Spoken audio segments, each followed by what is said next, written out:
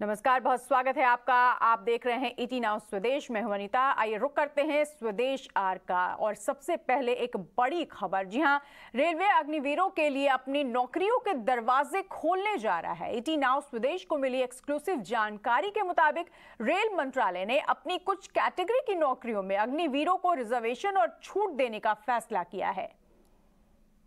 क्या है ये पूरी खबर, बता रहे हैं हमारे सहयोगी समीर दीक्षित।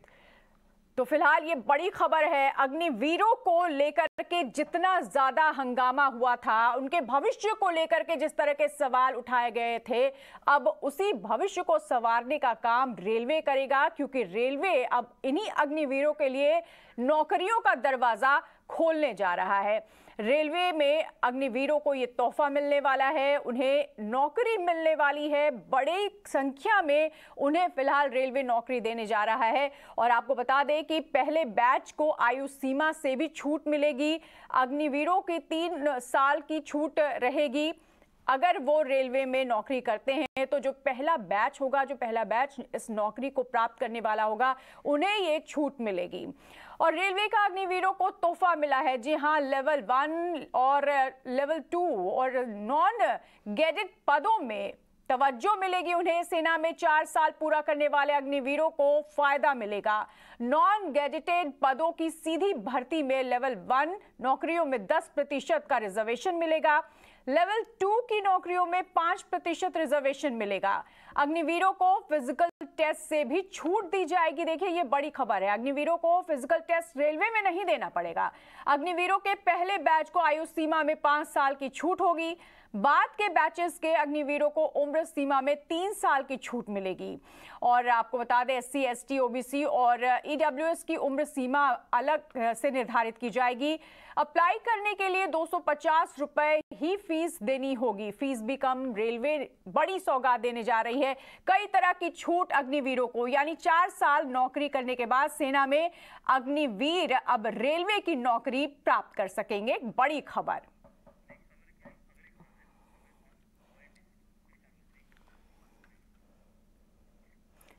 आगे बढ़ेंगे, अगली खबर का रुख करेंगे। महज कुछ महीने में ही सरकारी ई-कॉमर्स प्लेटफॉर्म ONDC लोगों की पसंद बनता जा रहा है।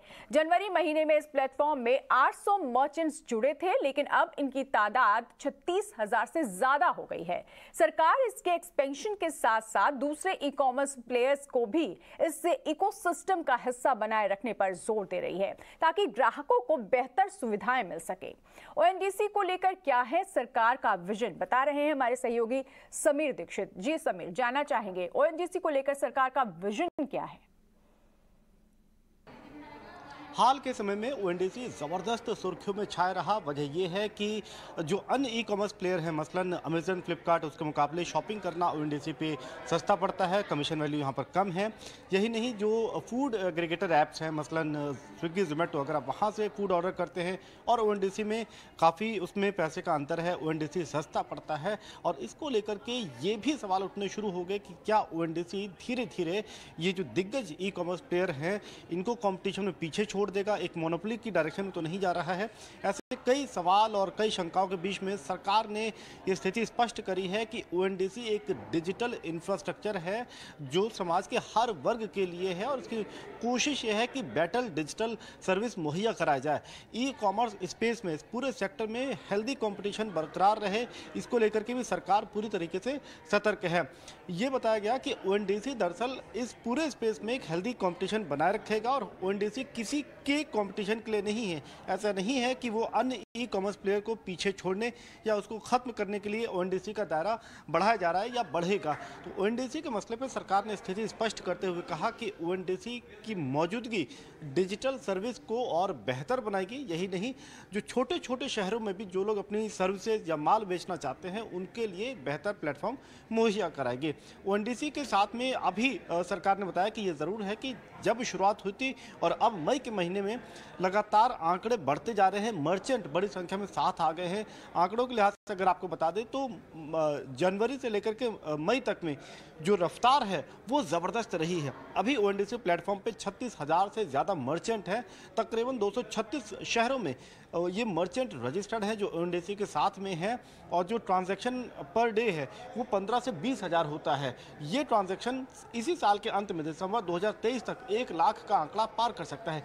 ओएनडीसी का दायरा बढ़ता जा रहा है। यही वजह है कि अब ये भी बात कही जाने लगी है कि जो ई कॉमर्स के नियम हैं, जो कंज्यूमर प्रोटेक्शन एक्ट के तहत, इसको भी समन्वय ऐसे बनाया जाए कि अगर कल को यहाँ पर अगर कोई शिकायतें होती, कोई ग्रीवांस होता है, उसको भी सही तरीके से एड्रेस किया जा सके। तो ओएनडीसी का मार्केट जो है वो बहुत तेजी से रफ्तार की ओर बढ़ रहा है और देखना ये होगा कि किस तरह से ये मार्केट और अपने सहयोगियों को जोड़ता है। शुक्रिया समीर इस पूरी जानकारी के लिए। इधर सरकारी कॉमर्स प्लेटफॉर्म ओएनडीसी को लेकर बाजार में कई तरह की चर्चाएं भी हैं, खासकर दूसरे प्लेटफॉर्म पर क्या असर पड़ेगा। इन्हीं तमाम मुद्दों को लेकर ओएनडीसी के सीबीओ श्रीश जोशी से बात की हमारी सहयोगी ऐश्वर्या राय ने। हमारे साथ इस वक्त ओएनडीसी के चीफ बिजनेस ऑफिसर है मिस्टर शिरीष जोशी। सर, बहुत धन्यवाद हमसे बात करने के लिए। अभी फ़िलहाल जो हॉट टॉपिक है वो ओएनडीसी पर बहुत ज़्यादा फोकस है कि ओएनडीसी एक डिसरप्टर जैसा रहेगा ई कॉमर्स प्लेटफॉर्म्स के लिए, और डेमोक्रेटाइज भी करेगा बहुत सारे डोमेन्स को, चाहे फूड डिलीवरी, ग्रोसरी डिलीवरी हो, इलेक्ट्रॉनिक्स, सारे शॉपिंग ई कॉमर्स बिजनेस को डिसरप्ट कर सकता है। तो इस पे आपके व्यूज़ क्या है? ओएनडीसी को कहा जाता है डिसरप्टर, पर इसका मुख्य उद्देश्य डिसरप्शन नहीं है। मुख्य उद्देश्य ये है कि भारत में कहीं भी कोई भी विक्रेता और कोई भी ग्राहक हो, उनका एक दूसरे से व्यवहार मुमकिन हो जाना चाहिए। तो अभी ई कॉमर्स का जो योगदान है टोटल कॉमर्स में सिर्फ 6% है, वो बहुत ही कम है। अन्य देशों में हम देख रहे हैं 20-25% है, कुछ ऐसे देश हैं जहाँ 35-40% तक पहुँच चुका है। तो हम चाहते हैं कि भारत में भी ऐसा हो जाए कि विक्रेताओं को और ग्राहकों को ये सुविधा मिले कि वो ई कॉमर्स के जरिए अपना खरीदने और बेचने का व्यवहार कर सकें। तो ये उसका मुख्य उद्देश्य है। अब जब हम किसी चीज़ को 6% से 60% तक ले जाएंगे तो वो डिसरप्शन ही कहलाएगा, पर इसका उद्देश्य डिसरप्शन नहीं है, इसका उद्देश्य है इसकी पहुँच को बढ़ाना। सर, ओएनडीसी पे अभी फ़िलहाल जब एज अ यूज़र हम प्लेटफॉर्म्स पे जाते हैं, बायर एप्लीकेशंस पर, हर पिन कोड पर आपको सारे जो ग्रोसरी डिलीवरीज है या सारी जो सुविधाएं प्रोवाइड करना चाहते हैं, उसका रीच अभी तक काफ़ी मिनिमल है। तो इसको बढ़ाने के लिए ओएनडीसी की स्ट्रैटेजी क्या रहेगी? क्या सिर्फ आप लोग सेलर्स के पास जाएंगे, या सेलर्स भी आपकी तरफ आ रहे हैं, इस तरफ टर्न कर रहे हैं? ये बहुत तरीक़ों से हो रहा है। कुछ तो कदम हम उठा रहे हैं, तो जैसे ऐसे इवेंट में आके बातचीत करना या इसका प्रसार करना। कुछ इवेंट्स हम खुद तैयार करते हैं, होस्ट करते हैं, जहाँ पे हम आमंत्रित करते हैं अलग अलग तरह के लोगों को। अब इसमें लघु उद्योग हैं, मध्यम उद्योग हैं, आर्टिजन्स है, कृषि से जुड़े हुए उद्योग हैं।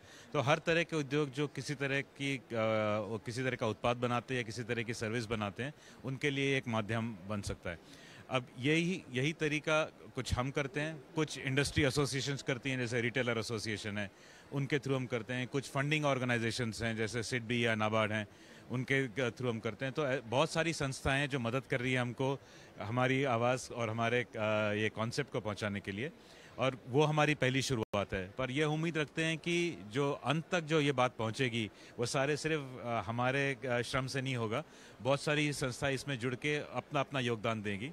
और एक उदाहरण मैं दूंगा इंटरनेट का, कि इंटरनेट किसी एक संस्था ने नहीं बनाया था।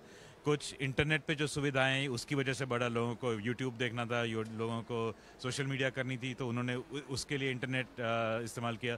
फिर जब मोबाइल आया तो मोबाइल से इंटरनेट बढ़ने लगा, तो ये एक डिवाइस के ज़रिए बढ़ने लगा। फिर टेलीकॉम कंपनीज़ ने डेटा का रेट कम कर दिया, तो उससे और लोग उसमें डेटा करने लगे। तो इंटरनेट जो बढ़ा है ये कई संस्थाओं के कई तरीके के श्रम से बढ़ा है, किसी एक संस्था से नहीं बढ़ा है, किसी एक तरह के कार्य से नहीं बढ़ा है। तो हमारी उम्मीद है कि ओएनडीसी भी बढ़ेगा सब लोगों के सामूहिक योगदान से, किसी एक कंपनी के से नहीं। हम भी अपना कदम उठाएंगे, पर और लोग भी अपने अपने कदम उठाएंगे। जीएसटी कलेक्शन बढ़ाने के लिए सरकार ने ई इनवॉइसिंग की सीमा को 10 करोड़ से घटाकर 5 करोड़ कर दिया है। इस पर और जानकारी के साथ प्रकाश प्रियदर्शी जुड़ गए हैं। जी प्रकाश, बताएं। देखिए, जीएसटी कलेक्शन बढ़ाने के मकसद से सरकार ने एक अहम फैसला लिया है। दरअसल जीएसटी के तहत मैंडेटरी ई इनवॉइसिंग जनरेट करने के लिए जो थ्रेशोल्ड लिमिट है उसको घटाने का फैसला किया गया है।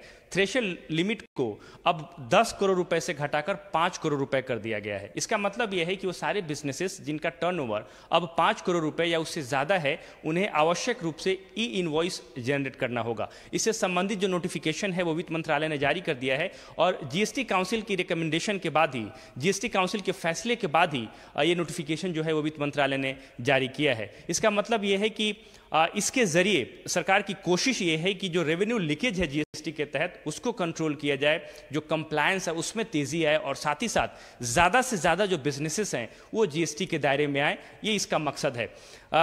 इसका मतलब ये भी है कि अब जो भी बिजनेस जिनका टर्नओवर 5 करोड़ रुपए से ज़्यादा है, किसी भी तरह का B2B ट्रांजैक्शन होता है तो उन्हें आवश्यक रूप से ई इनवॉइस जनरेट करना होगा। जैसा कि आपको पता है कि इस वक्त जो मैंडेटरी लिमिट है वो 10 करोड़ रुपए है और इसको घटाकर 5 करोड़ रुपए कर दिया गया है। 2018 यानी कि वित्त वर्ष 2018 से ये फैसला लिया गया था कि हर साल ज़रूरत के हिसाब से जो ये थ्रेशोल्ड लिमिट है उसमें कमी की जाएगी ताकि ज़्यादा से ज़्यादा बिजनेसेस को जीएसटी के दायरे में लाई जाए। और अब ये फैसला किया गया है कि जो ये थ्रेशोल्ड लिमिट है उसको 10 करोड़ रुपए से घटाकर 5 करोड़ रुपए कर दी जाए। तो जाहिर तौर पे इसका मकसद ये है कि सरकार ज़्यादा से ज़्यादा बिजनेसेस को जीएसटी नेट में लाए और जीएसटी कलेक्शन में इसका फ़ायदा हो। ये जो नया नोटिफिकेशन है ये 1 अगस्त 2023 से प्रभाव में आएगा, यानी कि 1 अगस्त 2023 के बाद 5 करोड़ रुपए या उससे ज़्यादा के टर्नओवर वाले जो कारोबारी हैं उन्हें आवश्यक रूप से ई इनवॉइस जनरेट करना होगा।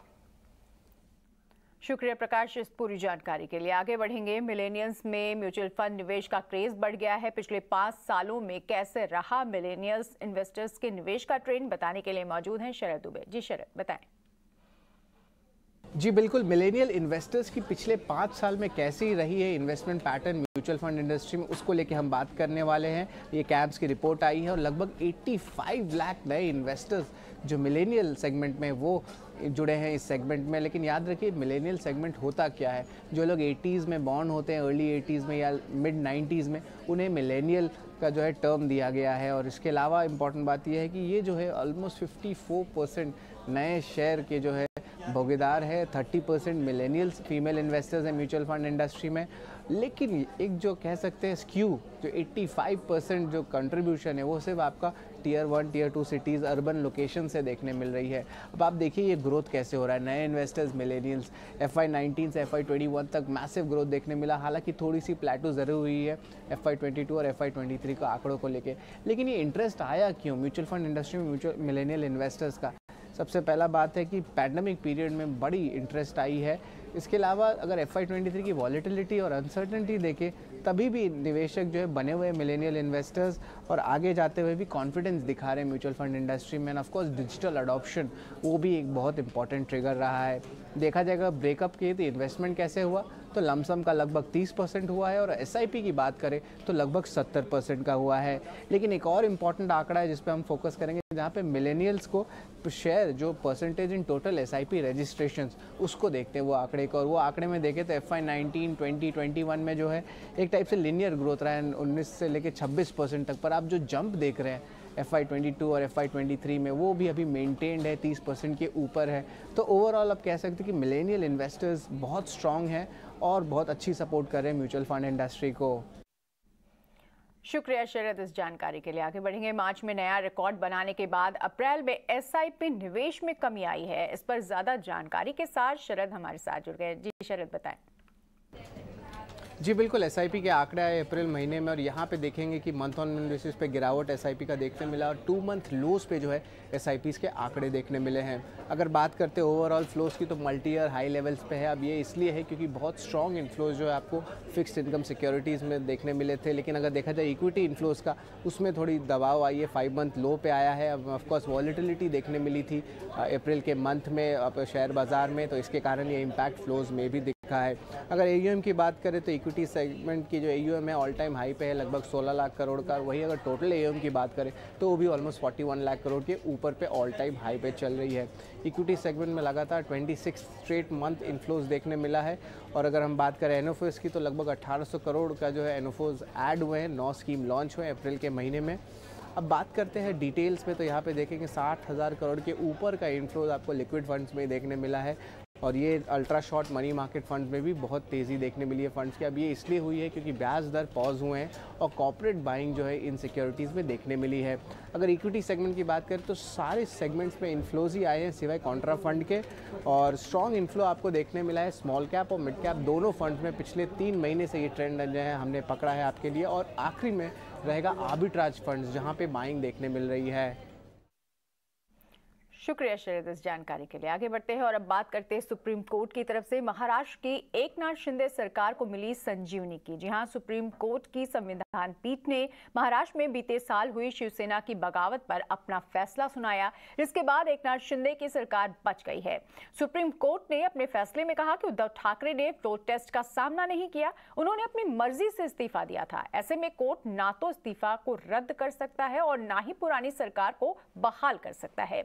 इसके साथ ही सुप्रीम कोर्ट ने राज्यपाल के फ्लोर टेस्ट को गलत भी ठहराया और कहा कि शिवसेना के 16 बागी विधायकों पर अब स्पीकर को जल्द फैसला करना चाहिए। कोर्ट के फैसले के बाद शिंदे गुट के समर्थकों ने जश्न मनाया।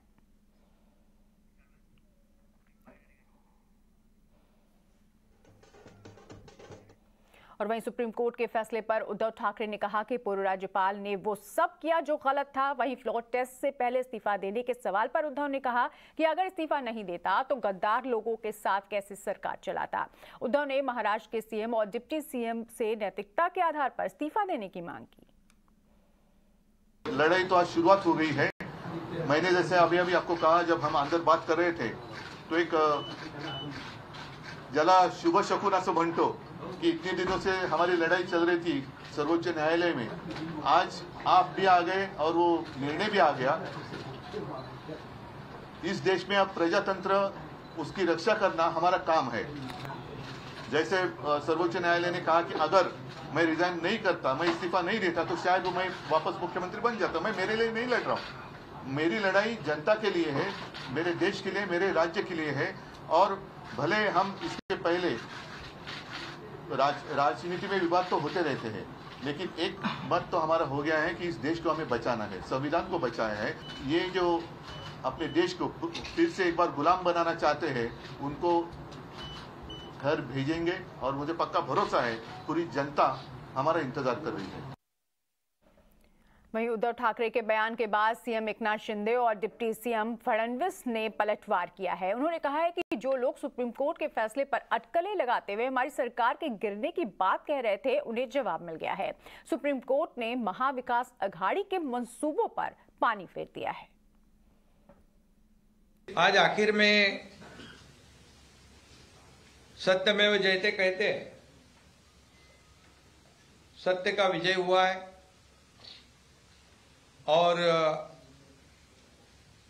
सर्वोच्च न्यायालय में जो महाराष्ट्र सरकार की जो केस थी, उसमें ये सरकार जो है हमने गठित किया हुआ शिवसेना भाजपा का, वो कानूनी तौर से घटनात्मक दृष्टि से योग्य है। माननीय सुप्रीम कोर्ट ने आज महाराष्ट्र के मामले में जो डिसीजन दिया है उस पर हम पूर्ण तरीके से संतोष व्यक्त करते हैं और अब किसी को भी ये शंका नहीं होनी चाहिए कि महाराष्ट्र की सरकार पूर्णतः संवैधानिक है, पूर्णतः लीगल है और ये पूरे संवैधानिक ताकत के साथ यहां पर कार्य कर रही है। और अब बात करते हैं सुप्रीम कोर्ट के उस फैसले की जो राष्ट्रीय राजधानी दिल्ली को लेकर आया है। तो राष्ट्रीय राजधानी क्षेत्र दिल्ली में एलजी नहीं बल्कि मुख्यमंत्री ही असली बॉस होगा। जी हां, सुप्रीम कोर्ट की संविधान पीठ ने दिल्ली सरकार के पक्ष में फैसला सुनाया है। राष्ट्रीय राजधानी में अधिकारियों पर किसका नियंत्रण होगा, इस मुद्दे पर सुप्रीम कोर्ट ने अपने फैसले में कहा है कि दिल्ली में सरकारी अफसरों पर चुनी हुई सरकार का ही कंट्रोल रहेगा। कोर्ट के मुताबिक चुनी हुई सरकार के पास अगर अफसरों पर कंट्रोल की ताकत न हो और अधिकारी मंत्रियों को रिपोर्ट न करें करें या फिर उनके निर्देशों का पालन न करें तो फिर जवाबदेही का सिद्धांत बेमानी हो जाएगा। संविधान पीठ ने कहा, एलजी पब्लिक ऑर्डर, पुलिस और जमीन को छोड़कर सभी मामलों में दिल्ली सरकार की सलाह पर ही काम करेंगे। दरअसल दिल्ली में जॉइंट सेक्रेटरी और इससे ऊपर रैंक के अफसरों के ट्रांसफर पोस्टिंग के अधिकार को लेकर दिल्ली सरकार और उपराज्यपाल के बीच टकराव था। इसमें एलजी का दखल ना हो, इसके लिए वो मुद्दे को लेकर सुप्रीम कोर्ट गए और अब कोर्ट से फैसले से अधिकार क्षेत्र साफ हो गया है। देखिए, ये दिल्ली की जनता की जीत है, ये लोकतंत्र की जीत है, ये संविधान की जीत है, क्योंकि 2015 में दिल्ली की जनता ने लैंडस्लाइड मेजॉरिटी से अरविंद केजरीवाल जी को चुन के भेजा और तब से गैर संवैधानिक तरीके से चुनी हुई सरकार की ताकत को हड़पने की कोशिश की जा रही थी। लेकिन आज सुप्रीम कोर्ट ने मोदी सरकार के मुंह पे तमाचा मारा है, उनकी गैर संवैधानिक हरकतों पे तमाचा मारा है और दिल्ली की चुनी हुई सरकार को, लोकतांत्रिक सरकार को उसकी ताकत वापस दी है। अब इसका मतलब यह है कि दिल्ली की जनता के जो काम हैं वो उस हर काम के लिए अरविंद केजरीवाल जी को संघर्ष नहीं करना पड़ेगा। अब वो काम स्पीड से होंगे, दुगनी स्पीड से होंगे। सुप्रीम कोर्ट के दो फैसला आ रहे हैं। सुप्रीम कोर्ट के दो फैसला आए हैं। दिल्ली गवर्नमेंट के लिए आया है कि लेफ्टिनेंट गवर्नर को चाहिए दिल्ली की चुनी सरकार की सलाह पे चले। डिटेल मुझे नहीं मालूम है, मैंने अभी सुना है, तो मैं समझता हूँ इसको स्वागत योग्य फैसला है, नंबर 1। नंबर 2, महाराष्ट्र का जो पेंडिंग था केस, उसके बारे में भी कहा गया कि राज्यपाल का जो अप्रोच गलत था, ये उनको अधिकार नहीं था और मुख्यमंत्री ने क्यों इस्तीफा वाला दे दिया, इसलिए अब हम कुछ नहीं कर सकते, वरना फ्लोर टेस्ट होता और हमारा फैसला दूसरा हो सकता था। इस लाइन में उन्होंने कहा है। और अब बात करते हैं आईपीएल की। जी हां, 2023 का आईपीएल सीजन अब तक का 16वां सीजन है, लेकिन अब तक के आईपीएल सीजन से कई मायनों में सबसे अलग है। पहली बार टेलीविजन और डिजिटल राइट्स अलग अलग कंपनियों के पास हैं। दर्शकों का आंकड़ा 50 करोड़ के पार हो सकता है। डिजिटल एड और टीवी एड की कीमतों में बढ़ोतरी के साथ ही कुल एड रेवेन्यू 6000 करोड़ तक पहुंचना इस बार आईपीएल को विशेष बनाता है। उनके आगे के बाजार पूंजीकरण से बिक्री के 14 से 15.5 गुना हो सकता है। अनुराग शाह, ईटी नाउ स्वदेश, मुंबई।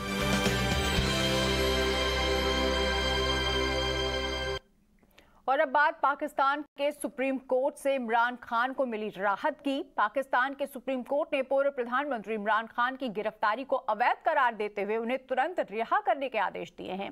इस खबर पर ज्यादा जानकारी लेकर जुड़ रहे हैं हमारे साथ सहयोगी संजय चौधरी। संजय, ये इमरान के समर्थकों के लिए बड़ी राहत की खबर है। इमरान खान 24 घंटा जेल में थे और उस टाइम में पाकिस्तान में आग लगा दिए थे पीटीआई, उनका पार्टी का जितने सपोर्टर है। आज पाकिस्तान का सुप्रीम कोर्ट का चीफ जस्टिस बुंडियाल ने कहा है ये arrest of Imran Khan was null and void और उनको छोड़ रहे हैं पाकिस्तान गवर्नमेंट। एटलीस्ट कहे हैं पाकिस्तान गवर्नमेंट को छोड़ने के लिए और शायद आज तक ये हो जाएगा। लेकिन ये भी कहे हैं ये Imran Khan should go to the Islamabad high court और शायद इसके बाद इस्लामाबाद हाई कोर्ट जाएंगे इमरान खान, शायद कल या परसों। और ये भी कहे हैं चीफ जस्टिस बुंडियाल, ये जितने हल्ला कर मचा रहे हैं पीटीआई के इमरान खान के पार्टी के जितने सपोर्टर हैं, ये बंद होना चाहिए और ये एकदम बंद होना चाहिए।